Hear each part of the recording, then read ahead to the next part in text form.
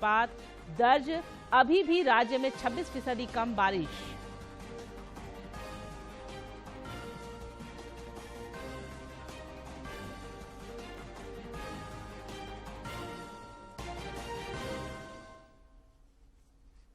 नमस्कार, खबरें झारखंड में आपका स्वागत है। मैं हूं निशा दीपिका सोरेन और अब समाचार विस्तार से। प्रधानमंत्री नरेंद्र मोदी ने आज नई दिल्ली में अपने बांग्लादेशी समकक्ष शेख हसीना के साथ द्विपक्षीय वार्ता की, जिसके बाद 7 अहम समझौतों पर हस्ताक्षर हुए। संयुक्त प्रेस वार्ता को संबोधित करते हुए प्रधानमंत्री ने दोनों देशों के बीच संबंधों की प्रगाढ़ता पर बल दिया। उन्होंने कहा कि बांग्लादेश भारत का सबसे बड़ा व्यापारिक और विकास का साझेदार है। श्री मोदी ने कहा कि प्रधानमंत्री शेख हसीना की यह यात्रा भारत की आजादी के अमृत महोत्सव के दौरान हो रही है और मुझे पूरा विश्वास है कि अगले 25 सालों के अमृत काल में भारत बांग्लादेश मित्रता नई ऊंचाइयों को छुएगी।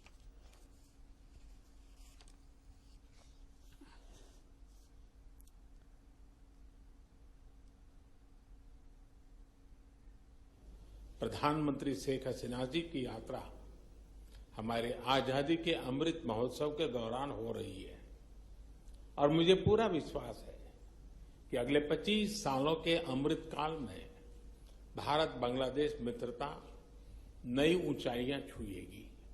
फ्रेंड्स, प्रधानमंत्री शेख हसीना जी के नेतृत्व में बांग्लादेश ने उल्लेखनीय प्रगति की है। पिछले कुछ सालों में हमारा आपसी सहयोग भी हर क्षेत्र में तेजी से बढ़ा है।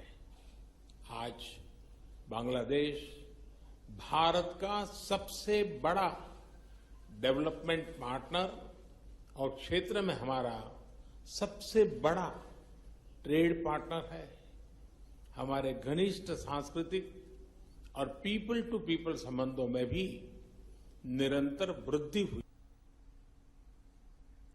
प्रधानमंत्री नरेंद्र मोदी और उनके बांग्लादेशी समकक्ष शेख हसीना की उपस्थिति में प्रसारण में सहयोग को लेकर प्रसार भारती और बांग्लादेश टीवी के बीच MOU का आदान प्रदान हुआ।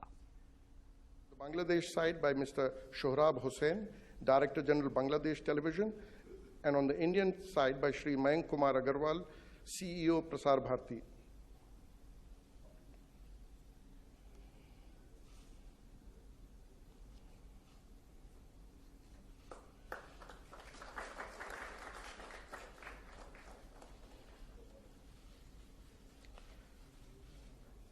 Excellencies, we shall भारत और बांग्लादेश के बीच पावर प्लांट परियोजना को लेकर भी काफी सहयोग हो रहा है।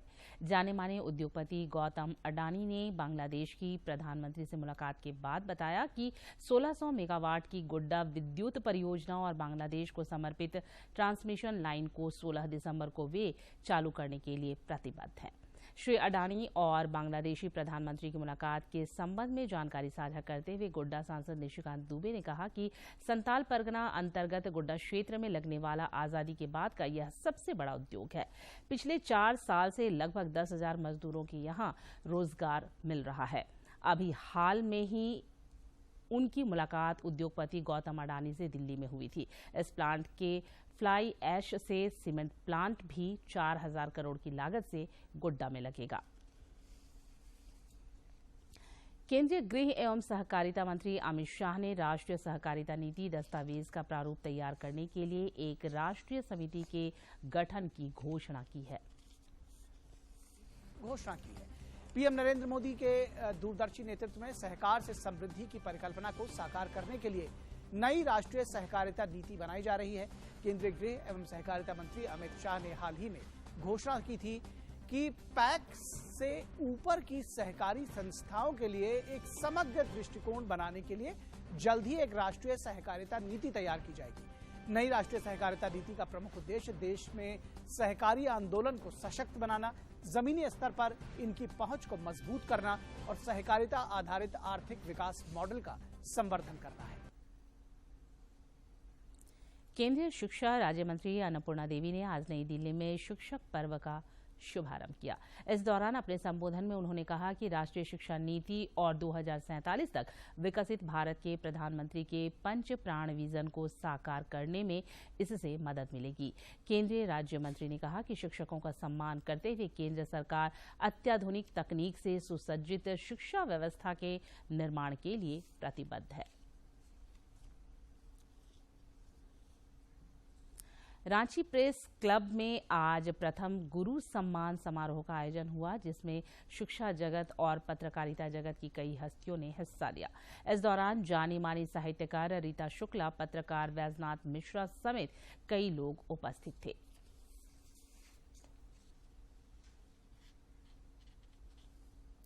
राष्ट्रपति द्रौपदी मुर्मू ने संविधान के अनुच्छेद 117 के खंड 3 के अंतर्गत अनिवार्य मतदान विधेयक पर विचार करने की सिफारिश की है। राज्यसभा सचिवालय के अवर सचिव आशीष देशराज द्वारा सांसद सह भाजपा के प्रदेश अध्यक्ष दीपक प्रकाश को एक पत्र प्रेषित कर यह जानकारी उपलब्ध कराई गई है। गौरतलब है कि राज्यसभा सांसद दीपक प्रकाश ने 22 जुलाई 2022 को अनिवार्य मतदान विधेयक राज्यसभा में पेश किया था।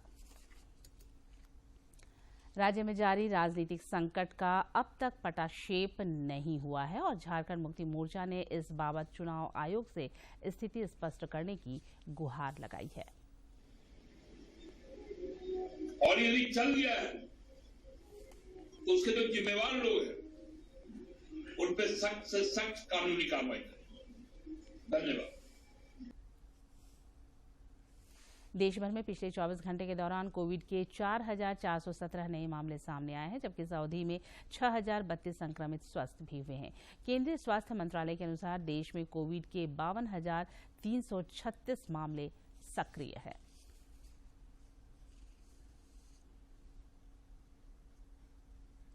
इधर झारखंड में भी कोरोना से जंग जारी है और पिछले 24 घंटे के दौरान अनेक कोरोना वीरों ने इस महामारी को शिकस्त दी है।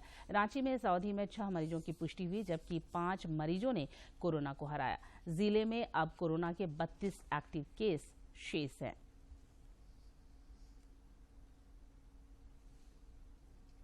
कोरोना के खिलाफ जारी जंग में देश में टीकाकरण अभियान तेज गति से जारी है। केंद्रीय स्वास्थ्य मंत्रालय के अनुसार देश में अब तक कुल 2,13,74,00,000 से अधिक कोविड रोधी टीके लगाए जा चुके हैं।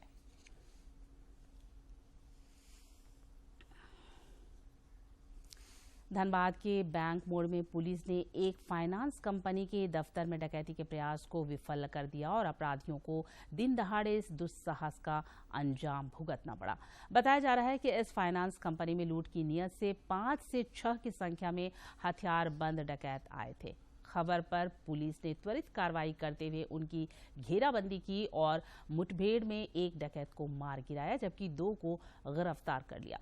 भीड़ भाड़ का फायदा उठाकर हालांकि इनके कुछ साथी भागने में कामयाब रहे, जिनकी तलाश जारी है।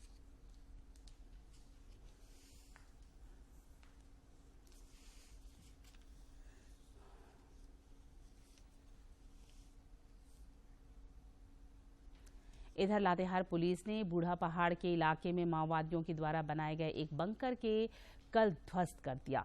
इस दौरान पुलिस और माओवादियों के बीच 2 घंटे तक मुठभेड़ भी हुई, लेकिन खुद को कमजोर पड़ता देख माओवादी पहाड़ी इलाके का लाभ लेकर भाग निकले। जिले के पुलिस अधीक्षक अंजनी अंजन ने बताया कि बंकर ने 30 सीरीज बम, 1 कुकर बम, 3 केन बम के अलावा बड़ी मात्रा में दैनिक उपयोग की चीजें बरामद की हैं। एक टेलर दुकान के मालिक पर गोली चलाने के मामले में पलामू पुलिस ने मुस्लिम नगर से इस घटना में संलिप्त 3 आरोपियों को गिरफ्तार किया है। एसपी चंदन सिन्हा ने बताया कि बीते 17 अगस्त की रात इस घटना को अंजाम दिया गया था। पुलिस ने आरोपियों के पास से एक देशी कट्टा और एक बाइक जब्त किया है। गुड्डा के भांजपुर इलाके में बच्चों के बीच आपसी लड़ाई में एक महिला के ऊपर तेजाब फेंक दिया गया, जिससे वह घायल हो गई। इस घटना में तेजाब की चपेट में आसपास के भी कुछ लोग आ गए, जिनका प्राथमिक उपचार महागामा रेफर अस्पताल में किया गया। पुलिस तेजाब फेंकने वाले आरोपी को हिरासत में लेकर मामले की छानबीन में जुटी है।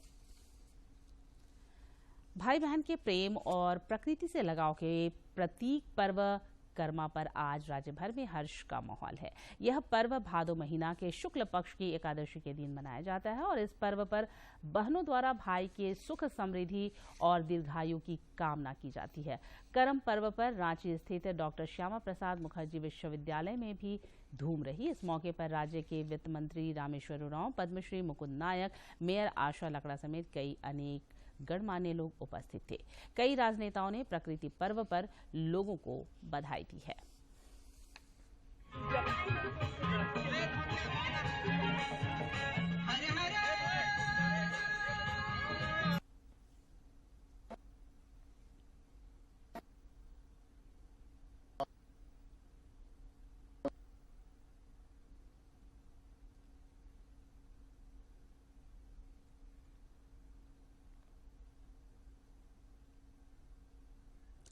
राज्य के अन्य जिलों में भी करम महोत्सव पर उत्साह का माहौल देखते ही बन रहा है और समाज का हर वर्ग करम पर्व की खुशियों में शामिल हो रहा है। खूंटी में पुलिस प्रशासन द्वारा आज करम मिलन समारोह मनाया गया। इस अवसर पर महिला बटालियन ने पारंपरिक नृत्य के साथ करम डालियों को अखड़ा तक लाया और पाहन पुजारियों तथा वरिष्ठ पुलिस अधिकारियों ने सामूहिक रूप से करम की पूजा की। पूजन के पश्चात जावा फूल का भी वितरण हुआ।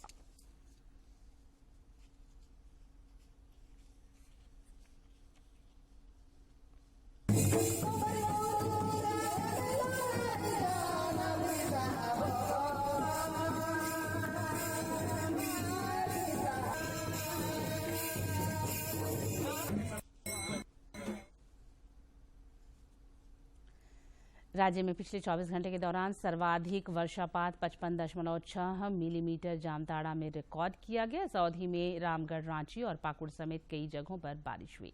मौसम विज्ञान केंद्र रांची ने बताया कि यही हालात आगामी 12 सितंबर तक बने रहेंगे। आज और कल कुछ इलाकों में आंधी और वज्रपात के साथ बारिश का पूर्वानुमान है। 1 जून से 6 सितंबर तक दक्षिणी पश्चिमी मानसून के आंकड़े की बात की जाए तो अभी भी राज्य में सामान्य से 26% कम बारिश हुई है। और अब एक नजर डालते हैं प्रमुख शहरों के आज के तापमान पर। राजधानी रांची का अधिकतम तापमान 32.4 और न्यूनतम 22.8 डिग्री सेल्सियस रिकॉर्ड किया गया। जमशेदपुर का अधिकतम तापमान 35.3 और न्यूनतम 26.8 तथा डाल्टनगंज का अधिकतम तापमान 33 और न्यूनतम तापमान 24.5 डिग्री सेल्सियस रिकॉर्ड किया गया।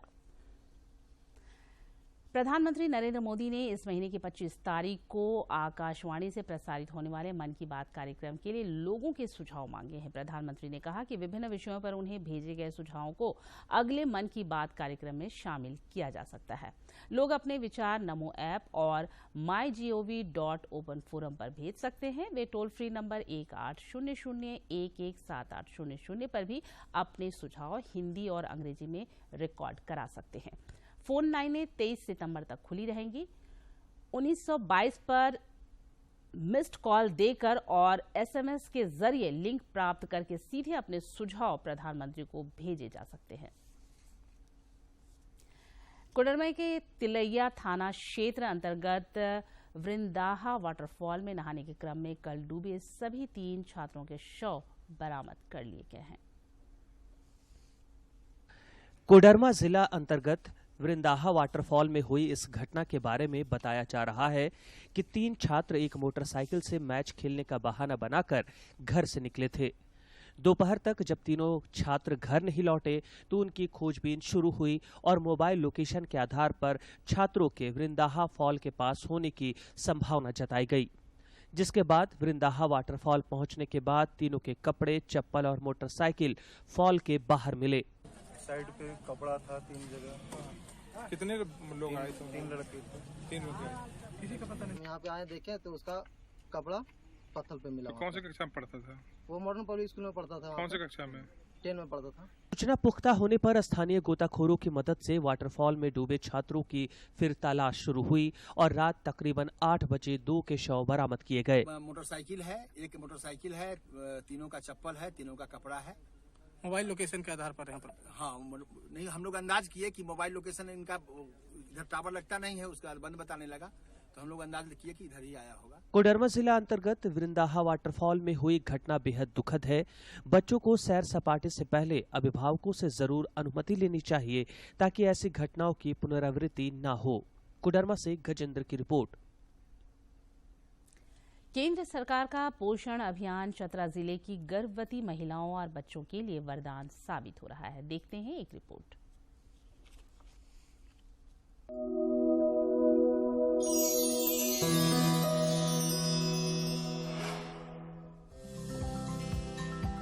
प्रकृति जहां है मेहरबान, कल कल बहते झरनों की ध्वनि है विद्यमान। झारखंड का चतरा जिला अपनी प्राकृतिक धरोहरों के लिए विख्यात है। पहाड़ियों और झरनों से घिरा चतरा हरियाली से सराबोर है। चतरा में आजकल महिलाओं के चेहरे पर खुशी की बहार छाई हुई है। महिलाओं के शारीरिक सामाजिक विकास को केंद्र महत्वाकांक्षी के पोषण अभियान से नई गति मिल रही है। पोषण अभियान केंद्र सरकार की बहुत ही महत्वाकांक्षी योजना है। इस योजना से लाखों महिलाएं लाभान्वित हो रही हैं और हमारे चतरा जिले में लाखों महिलाओं को कुपोषण के कुचक्र से सुपोषण की ओर ले जाने में काफी सहायक सिद्ध हुई। साथ ही आंगनबाड़ी केंद्र स्तर पर नामांकित सभी गर्भवती महिलाओं को पोषण किट के रूप में THR दिया जाता है।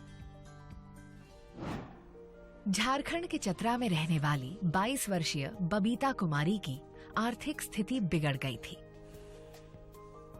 इनके पति किसान हैं और प्याज की खेती करते हैं।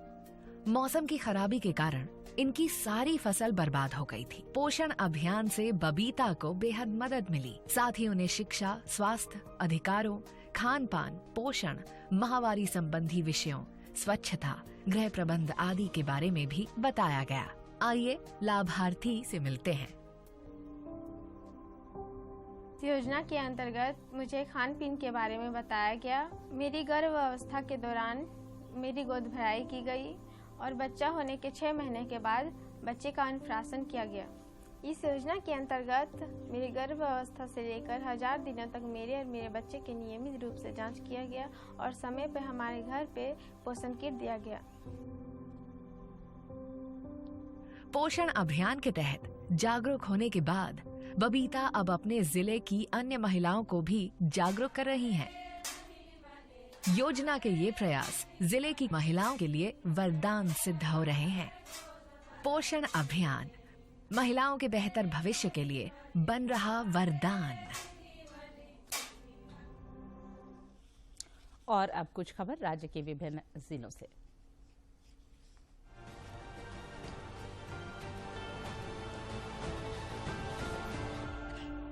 गढ़वा उपायुक्त के निर्देशानुसार कांडी प्रखंड मुख्यालय में स्थित प्राथमिक स्वास्थ्य केंद्र में स्वास्थ्य व्यवस्था को सुदृढ़ करने के उद्देश्य से चिकित्सा पदाधिकारियों की प्रतिनियुक्ति सिविल सर्जन के द्वारा की गई है।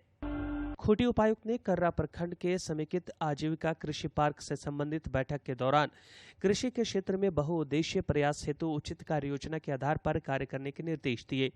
उन्होंने किसान पाठशाला को विकसित कर आजीविका संवर्धन की दिशा में किसानों को अग्रसर करने पर बल दिया।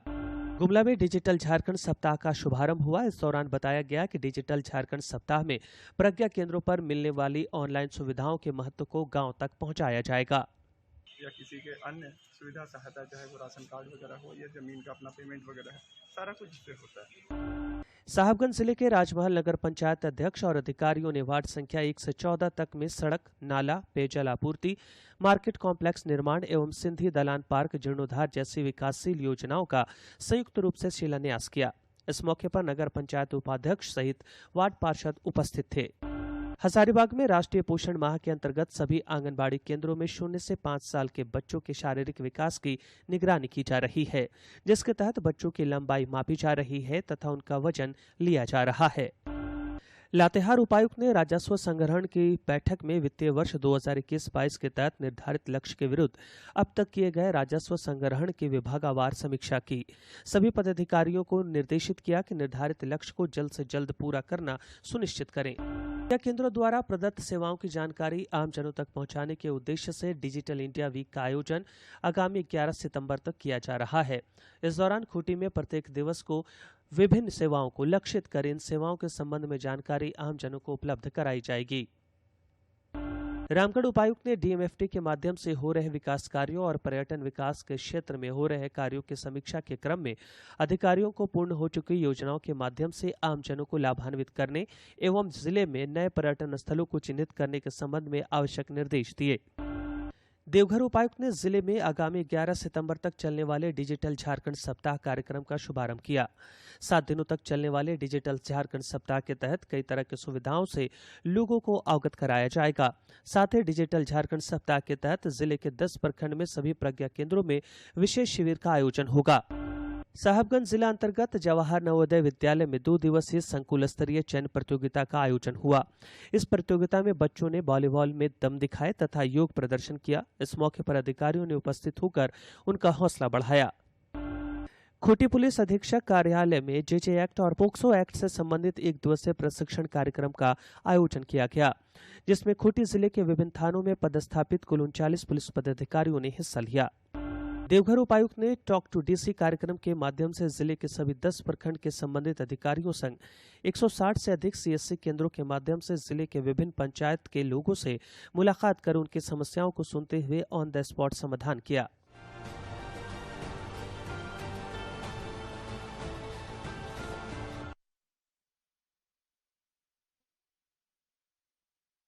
योजना के सफल क्रियान्वयन से गरीब गुरबों के जीवन में बड़ा बदलाव आया है।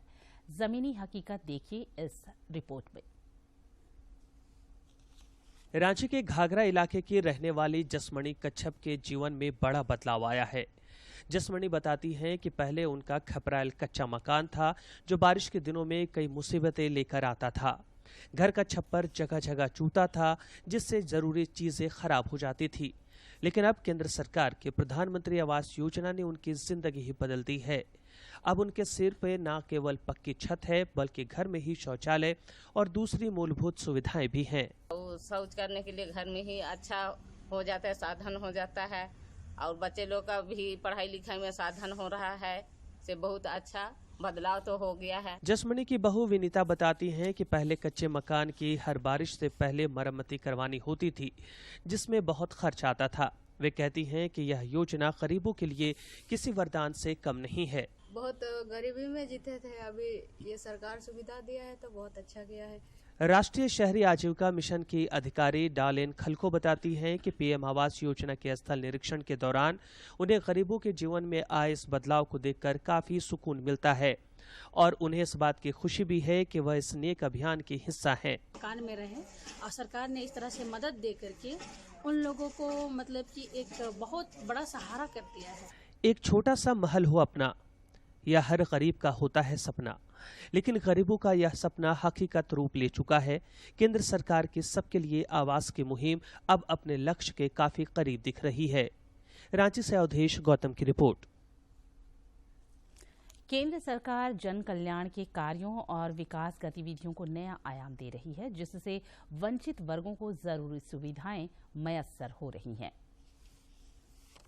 गिरिडीह में प्रधानमंत्री आवास योजना के कारण शहर और गांव की तस्वीर बदल गई।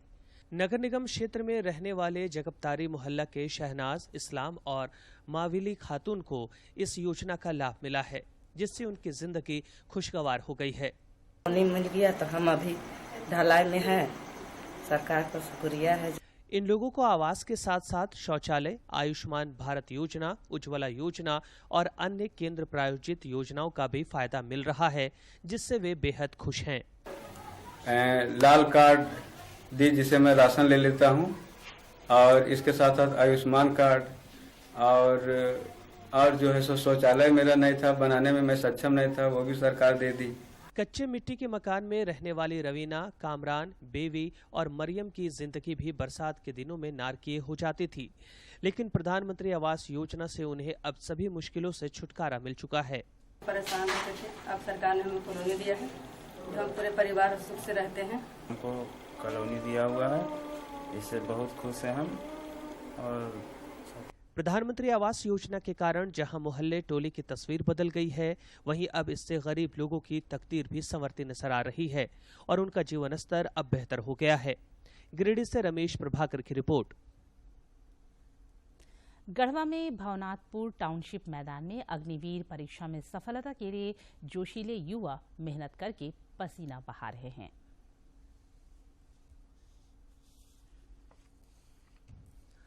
वीर तुम बढ़े चलो, धीर तुम बढ़े चलो, सामने पहाड़ हो, सिंह की दहाड़ हो, वीर तुम बढ़े चलो।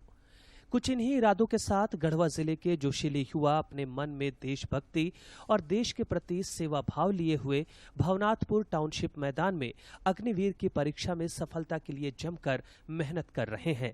हम लोग का एज का 17 से 21 रखा है, पर इस बार हम लोग का केंद्र सरकार सिर्फ 2 साल बढ़ा दिया है, जिससे हम लोग को एक अच्छा मौका भी मिला है। अग्निवीर में बहाल होकर देश की सेवा करने का उमंग केवल बेटों में ही नहीं, बेटियों में भी है तथा वे भी सरहदों पर तैनात होकर देश की रक्षा करने का जज्बा रखती हैं। लड़कियों के लिए भर्ती आया है, इसमें हमें बहुत अच्छा मौका मिला है। इस लड़कियों को, इस हिंदुस्तान की बेटियों को कि कुछ कर दिखाने का कुछ जज्बा, और हमें गढ़वा में अग्निवीर योजना को लेकर सभी युवाओं में जबरदस्त उत्साह है तथा वे इसमें पास होकर देश की सेवा करने को तैयार हैं। सेवा करने का जुनून है, मेहनत किया हूँ कि कहने लायक नहीं है। आकांक्षी जिला गढ़वा में अग्निवीर योजना को लेकर ये उत्साह दर्शाता है कि यहाँ के बेटे बेटियां हर वो प्रतियोगिता पास करने को तैयार हैं जो उन्हें मां भारती की सेवा का अवसर उपलब्ध कराए। गढ़वा से विजेंद्र तिवारी की रिपोर्ट। गढ़वा जिला प्रशासन द्वारा नदी और नालों को अतिक्रमण से मुक्त कराने का अभियान चलाया जा रहा है। यह अभियान लोगों के लिए प्रेरणा का स्रोत बन गया है तथा वे इस काम में खुद सहयोग कर रहे हैं। गढ़वा में जेसीबी लेकर अतिक्रमण हटाने पहुंचे सीओ मयंक भूषण ने बताया कि जिला प्रशासन द्वारा नदी और नालों का अतिक्रमण करने वाले 219 लोगों को नोटिस दिया गया है। इस अभियान में जनता का पूरा सहयोग मिल रहा है और लोग खुद अपने मकान को अतिक्रमण से मुक्त करने में लगे हैं। आज लगातार तीसरे दिन शहर में नदियों को अतिक्रमण मुक्त करने की दिशा में अभियान चलाया जा रहा है और आज के अभियान की सबसे बड़ी बात है कि यहाँ के आमजन इस अतिक्रमण विरोधी अभियान का स्वयं समर्थन कर रहे हैं तथा युद्ध स्तर पर स्वयं अतिक्रमण हटा रहे हैं। यह हम लोग के जिले के लिए बहुत बड़ी बात है और प्रशासन का हौसला इससे और बढ़ रहा है और हम चाहेंगे कि बाकी लोग भी स्वयं अतिक्रमण हटा लें ताकि उनके सामान का किसी प्रकार का क्षति नहीं हो और उन सामानों का वे उपयोग कर सके। अतिक्रमण में आए एक मकान मालिक ने बताया कि प्रशासन से 2 दिनों का समय मांगा है जो उन्हें मिल गया है। हम लोग खुद से अपने मकान को तोड़कर अतिक्रमण मुक्त कर रहे हैं। सीओ साहब आए थे उनका और हम लोग को समझा गए, बोल के गए कि जितना आपका जमीन होता है उतना आप अपने सीमांकन जमीन में रहिए आप लोग, ये आपके लिए आने वाले भविष्य के लिए अच्छा होगा। इधर सरसतिया नदी के किनारे निवास करने वाले लोगों ने भी नदी और नालों को अतिक्रमण मुक्त बनाए जाने की पहल का स्वागत किया है। जिला प्रशासन द्वारा जो अतिक्रमण नदी का जो कराया जा रहा है, अतिक्रमण मुक्त कराने में हम लोग भी ऐसे खुश हैं।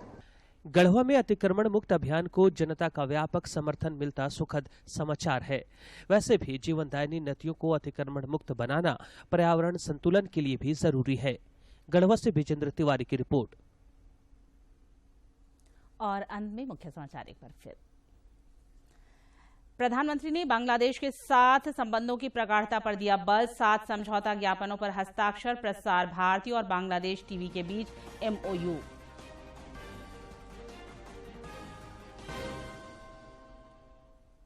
धनबाद के बैंक मोड़ में पुलिस और डकैतों के बीच मुठभेड़। एक ढेर 2 गिरफ्तार। लातेहार में नक्सलियों का बंकर ध्वस्त। भारी मात्रा में विस्फोटक बरामद। प्रकृति पर्व करम पूजा को लेकर राज्य भर में उल्लास का माहौल। पारंपरिक गीत नृत्य से बंधा समा। खास और आम करम पर्व में हो रहे शामिल। कई राजनेताओं ने दी बधाई। आज और कल कुछ स्थानों पर आंधियों और वज्रपात के साथ बारिश का अनुमान। जामताड़ा में पिछले 24 घंटे में सर्वाधिक 55.6 मिलीमीटर वर्षापात दर्ज। अभी भी राज्य में 26% कम बारिश।